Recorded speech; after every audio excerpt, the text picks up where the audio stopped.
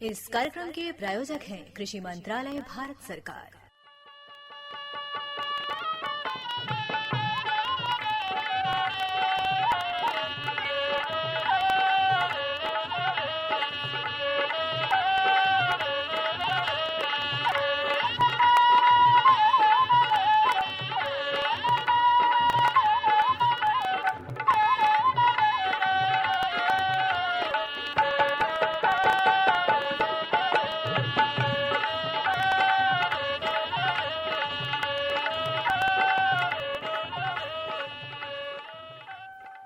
भैया बोला जय जवान जय किसान। नमरू भैया एक बार फिर अपने किसानवाणी कार्यक्रम में हम लोग शामिल हो गए लीजा। अपने किसानवाणी कार्यक्रम के यह मंशा बा कि अपने इलाके की खेती बाड़ी दिन दूना रात चौगुना बढ़े। मौसम के हिसाब से, आबो हवा के हिसाब से, माटी के हिसाब से हम लोग अपने खेती बाड़ी के अच्छे ढंग से करी। एक खातिर हम लोग जो अनुभवी किसान भाई लोग हों, उन लोगन के अनुभव और जो विशेषज्ञ लोग हों, जो खोज हो रहा बा, शोध हो रहा बा, ओके अपना करके। बिल्कुल सही कहते हैं भैया। और वर्तमान में जो खेती का स्वरूप बा भैया, अब यह हो गल बा कि हम लोग व्यावसायिक रूप से खेती करत है जा। और खेत में भैया जब तक कम लागत ना रही और अधिक उत्पादन न मिली, तब तक समझ लग खेती में भैया अच्छे से टिक न पाई कोई भी किसान। तो यही से भैया देखा कुछ दिन पहले अभी आपके याद हुई कि प्री खरीफ अभियान, कृषि संकल्प अभियान चलावल गल है। जमीन हर जिला में ब्लॉक जाएगा, जौन कृषि विशेषज्ञ लोग बाया और जौन किसान लोग बाया, उनसे वाद संवाद भयल। और उमें सबसे बड़ी चीज़ के जौन खरीफ अभियान में जौन तौर तरीका बा खेती का, ओकरे बारे में किसान भाई लोगन के बतावल गयल। कहे का मतलब ये कि भैया खेती के तैयारी से लेकर बीज का चुनाव और उर्वरक प्रबंधन, उर्वरक का कैसे सही तरीके से प्रयोग करल जाए खेते में, ताकि लागत कम लगे, अधिक उत्पादन लगे। और इस पर देखा सब चीज़ से प्रभावित होगा जग्गू भैया भेटाएगी ना हो। उनसे जब मुलाकात भयल भैया, तो बतावे लगना कि जौन इस समय धान का खेती करत हैं, उमिन भैया अधिक से अधिक जौन खेत पहले तो तैयार कईना। खेत तैयार कैले के बाद भैया जौन मेड़बंदी रहल है, ओके बढ़िया से मेड़बंदी कैले के बाद जौन बारिश का पानी भैया रुकल है ना, वो ओकर नमी, मतलब पर्याप्त नमी उनके खेती में जब हो गया, कहत रहना कि खाद बदे, विशेष रूप से जौन खाद बदे बा भैया, वो हरी खाद का प्रयोग कईना। हरी खाद बदे ढैंचा, लोबिया, जौन उड़द का बा भैया, ओके बोले के बाद कहना कि एकर बढ़वार बड़ी जल्दी हो गई। और जल्दी होले के बाद भैया वो हल से ओके माटी में मिला देना, में जुतवा देना। हाँ, और उसे का भयल कि जौन कार्बनिक खाद उनके खेत के मिलल, भरपूर खाद मिलल भैया। और ओकरे बाद समझला कि आगे बढ़त है अपने खेती में। तो हमें सुन के बहुत अच्छा लगल कि जैविक खेती के तरफ आगे बढ़त है। नखड़ू भैया देखें, अब समय आ गए है कि विष रहित खेती कईल जाए। काहे कि देखें इधर बीच हम लोग अधिक अनाज उगावे के खातिर अंधाधुंध रासायनिक के प्रयोग कैली जा, जेकर के नतीजा आप देखे के मिल रहल बा कि जो भी उत्पादित अनाज बा, फल बा, तरकारी बा, जो भी सब्जी बा, ओमे समझ लें कि ऊ पोषक तत्व या ऊ स्वाद अब नहीं रह गइल बा। और एकरे साथ साथ अपन माटी के जो स्वास्थ्य बा वो भी खराब हो रहा बा। तो जैसन कि आप कहलें कि अपने खेत में हरी खाद के प्रयोग कैल जाए, जैविक खाद के प्रयोग कैल जाए, केचुआ वाली खाद डालल जाए समय समय पर। और कहे का मतलब कि कुल मिला के उर्वरक प्रबंध जो भी वह संतुलित उर्वरक प्रबंध हो। हाँ, अचानक से हम लोग रासायनिक के बंद नहीं कर सकेला, लेकिन तो फिर भी अगर कुछ हद तक गोबर आधारित खाद और कुछ जैविक खाद के साथ साथ थोड़ा बहुत अगर रसायन अगर धीरे धीरे प्रयोग करके कुछ दिन बाद एक छोड़ल जाए तो बेहतर रही। अपने माटी के स्वास्थ्य भी बन जाई और पौध भी अच्छा रही, और हम सब लोग जब ओके खाइल जाए, उपयोग कैल जाए, तो भी अपने शरीर में लगी। और नखड़ू भैया देखें, आज हम लोग अपने कार्यक्रम के माध्यम से काका जानल जाई। तो देखें आज धान के उन्नत कृषि तकनीक के बारे में कृषि विज्ञान केंद्र सोनभद्र के बीज वैज्ञानिक डॉक्टर वीपी यादव से एक बातचीत भयल है कि धान के उन्नत खेती कैसे कैल जाए। ओमे चर्चा हम लोग सब जानल जाए कि कैसे बीज के चुनाव कैल जाए, खेत के तैयारी कैल जाए, नर्सरी प्रबंध कैल जाए, उर्वरक प्रबंध कैल जाए, कीट प्रबंधन कैसे कैल जाए, सब विषय पर विस्तार से चर्चा भइल है। आज के कार्यक्रम में हम लोग सुनल जाई। एक साथ साथ हम लोग जानल जाई राउतगंज मंडी के थोक ताज़ा बाजार भाव, राजन पांडे और उनके साथी लोगों के मन मनसाइन भी हुई। तो अगर आप कहें तो हम लोग धान के उन्नत कृषि तकनीक विषय पर जो डॉक्टर बीपी यादव से अपने सुनील कुमार तिवारी भैया के बातचीत भइल, बिल्कुल बिल्कुल खरीफ अभियान भी चलत बा, सही समय बात भैया जो जानकारी बा बहुत प्रासंगिक बा, सुनल जाए। किसान भाई लोग देखें हम लोगन खेती बाड़ी से जुड़ल है और खेती बाड़ी करत है। इस समय जौन खरीफ का सीजन है ओकर शुरुआत हो गई है, काहे से कि अब आषाढ़ का महीना चलत है और ऐसने स्थिति में अपन किसान भैया लोग अपने अंचल में खास तौर से थोड़ी सी देर में खेती करना और कम अवधि का खेती धान का करना है अपन किसान भाई लोग। चूँकि अपन जौन जनपद बा वर्षा आधारित जनपद है, पानी बरसी तो धान का खेती होई, पानी न बरसी तो न होई। तो ऐसने स्थिति में कैसे अपन किसान भाई लोग बीज का चयन करें और कैसे खेती करें कि लागत कम आवे, उत्पादन अधिक मिले। आज हमार मुलाकात हो गई बा कृषि विज्ञान केंद्र के वैज्ञानिक डॉक्टर बीपी यादव साहब से। आप बीज वैज्ञानिक हुआ और आपसे ही जानल जाए कि कैसे बीज चयन अपन किसान भैया लोग अपने यहाँ खेती बाड़ी में करें। डॉक्टर साहब नमस्कार। नमस्कार सर। डॉक्टर साहब जौन अपन अंचल बा सोनभद्र, यहाँ वर्षा आधारित खेती ज्यादातर होला, तो ऐसने स्थिति में अपन किसान भाई लोग अपने यहाँ बीज का चयन कैसे करें? नमस्कार किसान भाइयों, हम किसान भाइयों को बताना चाहेंगे कि जो भी वो बीज का चुनाव करें उसमें जो बीज का चुनाव करें उसमें 3 तरीके होते हैं। जी जी। पहला होता है कि अगेती किस्म, दूसरा होता है मध्यम किस्म और तीसरा होता है पछेती किस्म। जी जी। तो यहाँ पर पानी की ज्यादा समस्या है, तो किसान भाइयों जो अगेती किस्म है जो सबसे पहले पक जाती है उसका आप चुनाव करें, जिससे कम पानी भी हो, अधिक से अधिक आपको उत्पादन दे सके। जी। अच्छा, अगैती किस्म में कौन कौन ऐसा किस्म बा जौने का चयन अपने यहाँ अपन किसान भैया लोग कैसे? पहला तो जैसे हाइब्रिड एक करके है 6444 है, उसका कर सकते हैं। जी जी। सरजू 52 भी है, उसको भी आप कर सकते हैं। तीसरा है पूसा 1121 जो किस्म है जो IRI नई दिल्ली से विकसित की गई है। जी जी। उसका चुनाव करके आप अपने सोनभद्र जो जिला है यहाँ पर आप उगा सकते हैं, उसका उपज अच्छा मिलता है। अच्छा, मध्यम अवधि का जो प्रजाति बाई ओकर कुछ प्रजातिन का नाम अपने किसान भाई लोगन के बताए दें जौने का चयन अपन किसान भैया लोग करें यहाँ। जी जी। पहली तो मध्यम जो किस्म है उसमें स्वर्णा सबुअन है, मासूरी है और CSR 10 है। ये 3 जो किस्म है इसके लिए मतलब अच्छी है, उसका चुनाव करके खेती आप किसान भाइयों मध्यम वर्ग में कर सकते हैं। जौन माने कम अवधि का प्रजाति बा उनमें कौन कौन ऐसा प्रजाति भाई डॉक्टर साहब? अभी बताए कि जैसे हाइब्रिड 6444 है, उसके बाद जो एक पंथ धान 1 करके आता है उसका भी चुनाव आप कर सकते हैं। एक नरेंद्र ऊसर धान 3 है, वो अभी अच्छी किस्म है जो अगेती पककर तैयार हो जाती है, तो उसका आप चुनाव करके आप अपने खेत में लगा सकते हैं। अच्छा डॉक्टर साहब, जब अपन किसान भाई लोग धान का नर्सरी डाला ना, तो नर्सरी डाले में कौन कौन ऐसा बात सावधानी जौने के ध्यान में रख कर नर्सरी डालें? किसान भाइयों नर्सरी डालने से पहले 2-3 महत्वपूर्ण बिंदु होता है जिसको आपको ध्यान में रखना होता है। पहला बिंदु होता है कि जिस खेत में आप नर्सरी डालें उसमें उसके पहले कोई भी जैसे ठंडी के मौसम में जो रबी की फसल होती है उसको उसमें ना उगाएं। अच्छा। दूसरी चीज है कि उसमें जैसे बरसीम बो दे चाहे कोई दलहनी फसल बो दे कि जिसमें वो नर्सरी डालें तो उसमें अच्छी नर्सरी उनका हो। तीसरी चीज है कि जब भी आप नर्सरी अपने खेत में डालें उसमें 6 से 7 महीना गोबर की सड़ी हुई खाद और उसमें केचुए की खाद मिल जाए तो और अच्छा होगा। उसके बाद जिंक सल्फेट जो है 5 किलो प्रति हेक्टेयर मतलब 4 बीघे में लगभग 5 से 6 केजी जिंक सल्फेट अपने खेत में जरूर डालें। अगला बिंदु है कि जब नर्सरी आप डालें तो पानी को सुबह न लगाएं, पानी को शाम के समय अपने खेत में भरें। उसके अगले दिन लगभग 6 से 8 से 9 बजे के आसपास में पानी को निकाल दें। फिर उसके अगले दिन शाम को पानी भरे।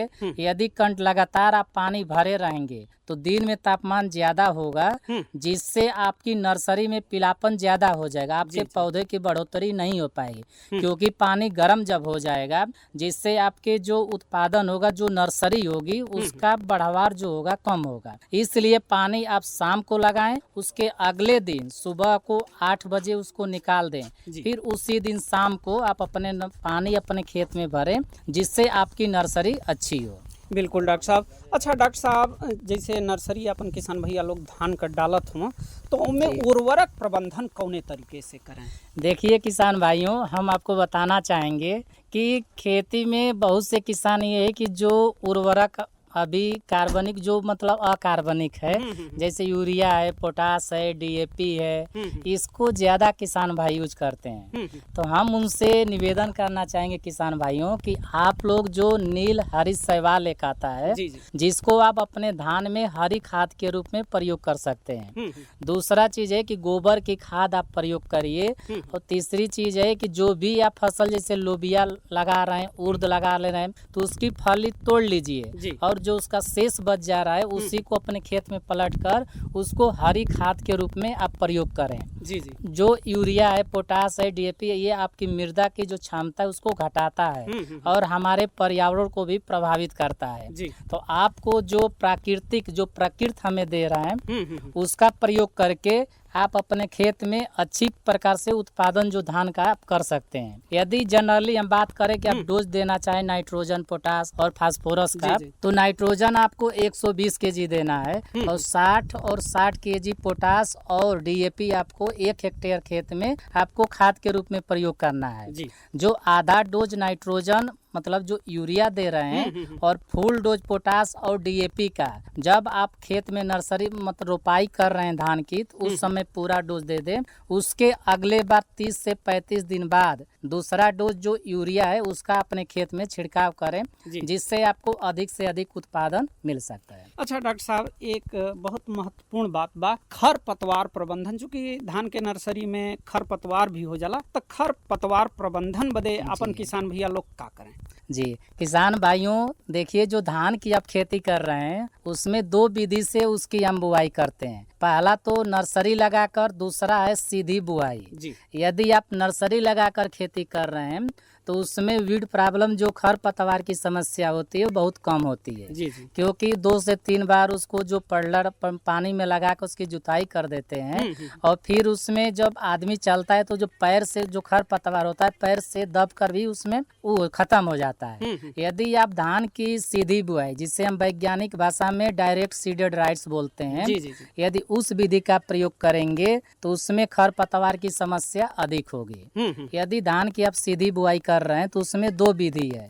पहली विधि है कि आप सीधे जैसे गेहूं की बुआई होती है उस तरह से आप धान की बुआई कर सकते हैं। यदि उस तरह धान की बुआई करेंगे तो उसमें खरपतवार की समस्या ज्यादा होगी। तो उसके लिए आपको 72 घंटे के अंदर, यदि आप धान की थोड़ा सा हम बताना चाहेंगे कि जो सीधी बुआई विधि है धान की, कैसे धान को आप उसमें तैयार करें डायरेक्ट उसको सीधे बोने के लिए। उसके लिए जो धान आपको बोना, जैसे कुछ चुनाव किए हुए किस्म है, जैसे हाइब्रिड 6444 है, पूसा 1121 है, उसको पहले आप 24 घंटे तक अपने पानी में भिगोकर जो बीज को बोना है रखें। दूसरी चीज है कि अगले 12 घंटे 24 घंटे जब उसको भिगो कर रखेंगे, अगले 12 घंटे छायादार स्थान पर उसको ऐसे फैला कर रख दें। तीसरा चीज है कि बीज शोधन उसका जरूर करें, क्योंकि यदि बीज शोधन आप शुरुआत में नहीं करेंगे तो उसमें कीट, रोग और जो भी उसके लगने वाली बीमारियों की संभावना ज्यादा हो जाती है।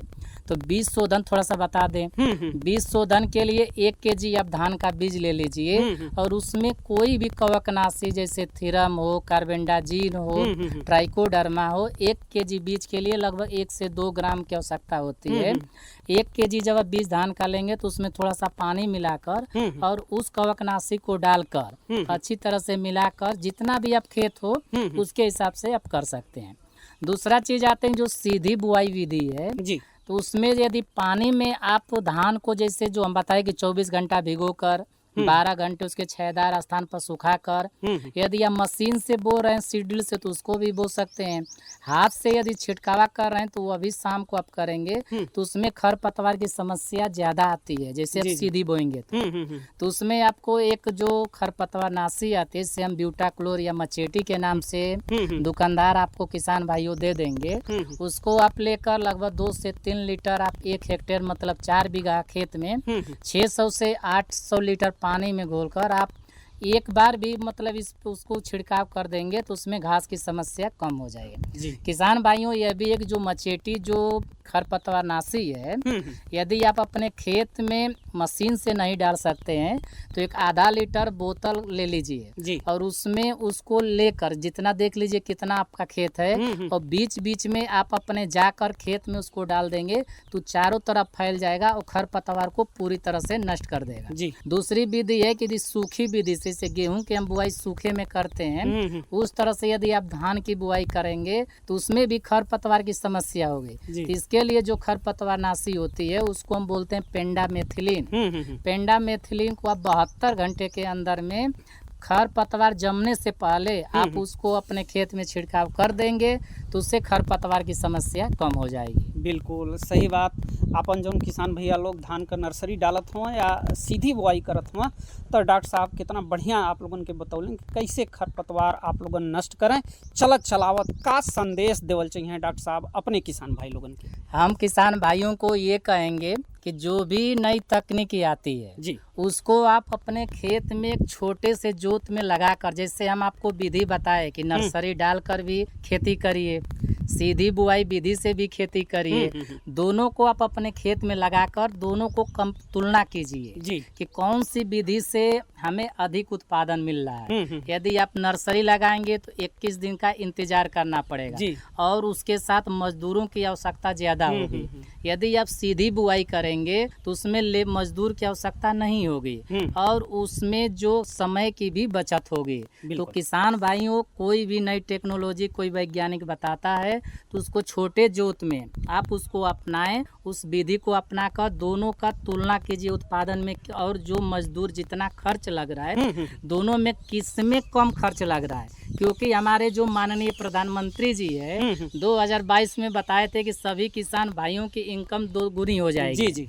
वो तो समय बीत गया और कुछ लोगों तक हद तक पूरा भी हुआ। तो लेकिन किसान भाइयों, सबसे बड़ी समस्या कृषि में क्या है कि अधिक से अधिक किसान भाई अपना जो धन होता है, रुपए होता है, लगा देते हैं और उत्पादन उसका कम करते हैं। तो हमारे किसान भाइयों, आप वैज्ञानिक तरीके से यदि आप धान की खेती, मक्के की खेती, मूंगफली, जो भी आप खरीफ का जैसे मौसम है, मूंगफली की खेती, तिल की खेती कर रहे हैं तो आप अपने पहले छोटे लेवल पर करिए, उसके बाद उसको धीरे धीरे आगे बढ़ाइए। बिल्कुल डॉक्टर साहब सही बात कहते हैं।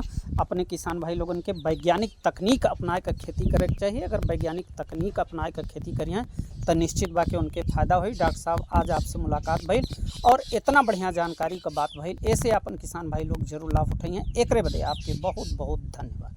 हर जोखिम से निकल कर फसल आए, सुरक्षित हो जाए, फसल बीमा से हर किसान अब आत्मनिर्भर हो जाए। संकट के समय प्रधानमंत्री फसल बीमा योजना किसानों के लिए वरदान है। अब सूखा पड़े या बाढ़ आ जाए कोई डर नहीं, अब ओले पड़े या कीट पतंगे फसल खा जाए कोई फिक्र नहीं, क्योंकि हमने लिया है प्रधानमंत्री फसल बीमा। बुआई से फसल कटाई तक हर जोखिम का दावा, न्यूनतम प्रीमियम पर अधिकतम भुगतान का वादा। योजना से हर साल जुड़ रहे हैं 5 करोड़ से ज्यादा किसान। अब आपकी है बारी। नजदीकी कृषि कार्यालय, सहकारी समिति, बैंक शाखा, अधिकृत बीमा कंपनी या जन सेवा केंद्र में स्वेच्छा से करा सकते हैं पंजीकरण। फसल बीमा पोर्टल या फसल बीमा ऐप द्वारा भी कराया जा सकता है पंजीकरण। प्रधानमंत्री फसल बीमा योजना, आपकी फसलों का संपूर्ण सुरक्षा कवच। कृषि एवं किसान कल्याण मंत्रालय, भारत सरकार। मुन्ना भैया। हाँ नखरू भैया, देखा बड़ी नीमन जानकारी सुनल गल भैया कि धान के उन्नत कृषि तकनीक के बारे में डॉक्टर बीपी यादव जो वरिष्ठ वैज्ञानिक, बीज वैज्ञानिक के वी के करना, सुनील कुमार तिवारी भैया बड़ी बढ़िया बात कही उनसे कहना। और देखा एक चीज़ कहना कि धान की खेती में विशेष रूप से जो नाइट्रोजन, फास्फोरस, पोटास और अन्य पोषक तत्व को जरूरत पड़ला ओके। तो भैया देखा जौन हम जमन जैविक खाद का बात करत रहली तो आज वो दौर आ गया बा जौन हमन के सोचे के पड़ी कि जौन पोषक तत्व बाया, खाद उर्वरक बाया, खाद बाया, एकर पूर्ति हम लोग जैविक तरीके से करल जाए। जैसे हर घर में देखा जौन कोई गाय बछरू 2-4 ठे जरूर पल्ले हुई हैं, अगर ऊ नहीं पल्ले तो फसल का अवशेष और तमाम जौन अवशिष्ट बाया ओकर प्रयोग करके नाटे कंपोस्ट बना के खाद बनावल जा सकला, ओकर प्रयोग अगर खेती में करल जाए तो जीवांश की मात्रा खेती में बढ़ी और उत्पादन लागत कम हुई भैया।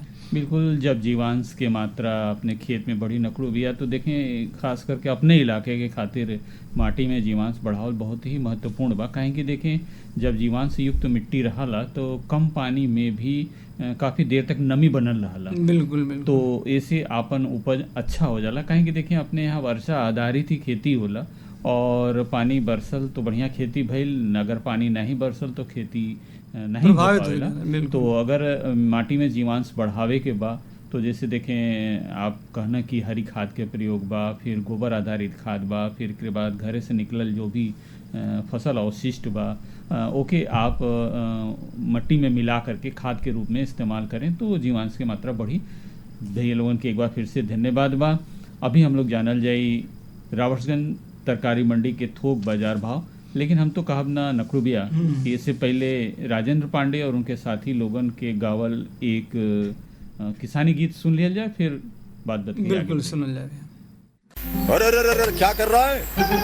इधर इधर इधर हम बोल रहे हैं तेरे बीजू का पुतला बोल रहा है। पक्षियों से तो हम खेत को बचा लेते हैं, पर इन घातक रसायनों से कैसे बचाएं? मतलब? देख बेटा, तू जो ये अंधाधुंध रसायन मिलाता है ना, मिट्टी की सेहत बिगड़ने लगी है और जब माटी ही कमजोर पड़ जाएगी तो उपज कैसे सेहतमंद होगी? अरे पहले ऐसा नहीं था, पूछना अपने बड़े बुजुर्गों से कैसे फसल लहलहाती थी, शुद्धता झलकती थी। हाँ, माटी भी तंदुरुस्त और लोग भी। पहली वाली बात कहाँ, पर अब तो सभी डाले हैं। सब नहीं, आज भी लाखों जागरूक किसान परंपरागत विधि से फसल उगा रहे हैं, खर्चा कम और उपज की कीमत भी बेहतर पा रहे हैं। सच है? रे बेटे एक्सपीरियंस से बता रहे हैं, धूप में बाल सफेद नहीं किए हैं। हाँ। ठीक है भाई, मैं भी आज से जैविक खेती शुरू करूंगा। माटी से प्रेम की परंपरा है, परंपरागत खेती।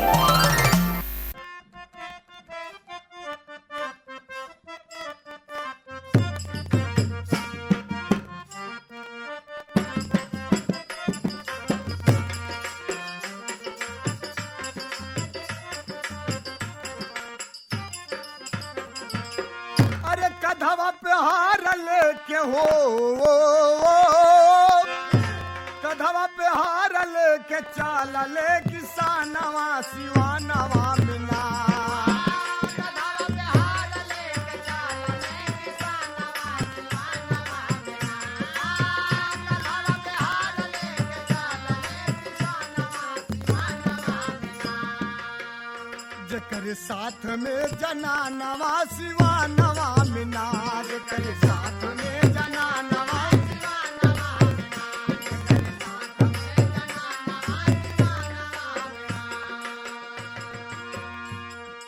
बोली है गुजारिया से आपने बचानिया, बोली है गुजारिया से आपने बचानिया।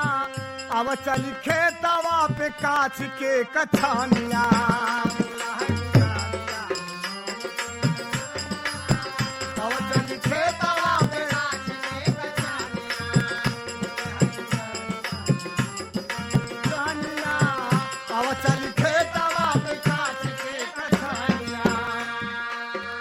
खेती बारी अब लगाई के निमानवा सिवानवा मिला।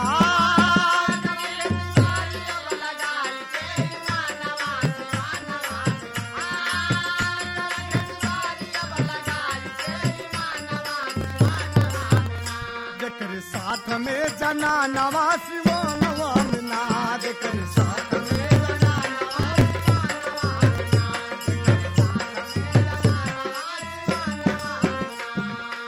गोबर के खाद भर भर के दिलाइया, गोबर के खाद भर भर के दिलाइया। लहरी फसालिया होई है कमाइया।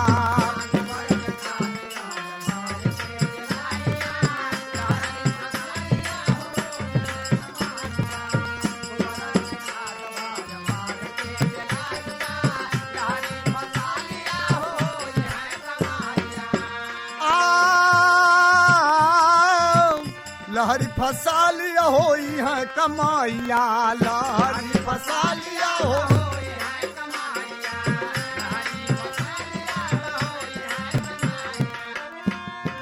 भारी जई है धानवा से भारी जई है धानवा से सागरो मकानवा सिवानवा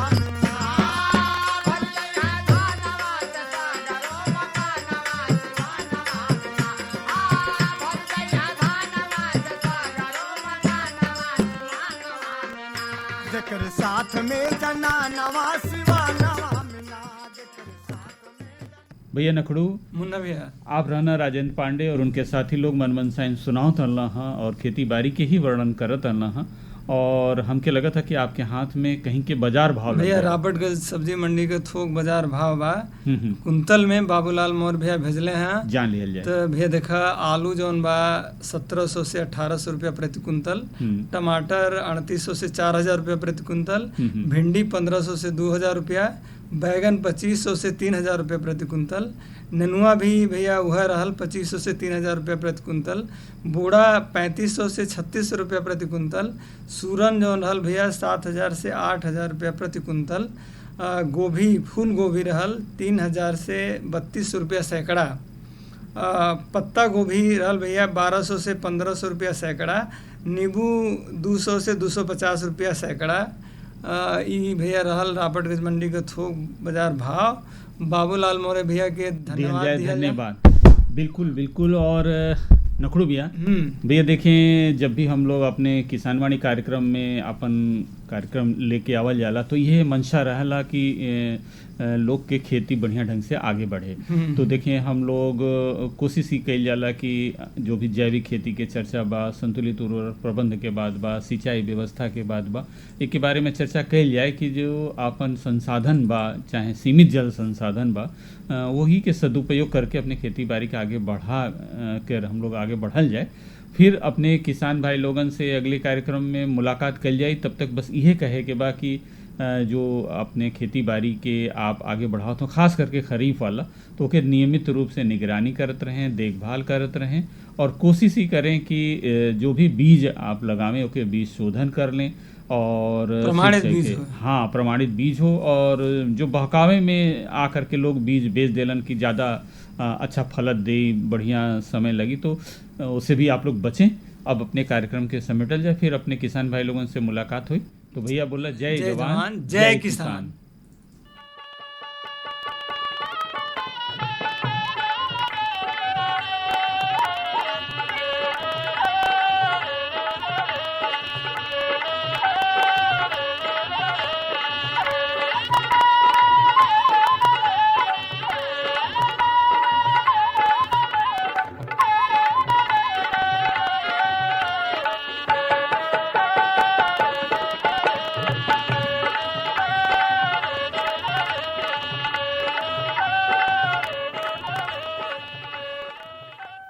इस कार्यक्रम के प्रायोजक थे कृषि मंत्रालय भारत सरकार।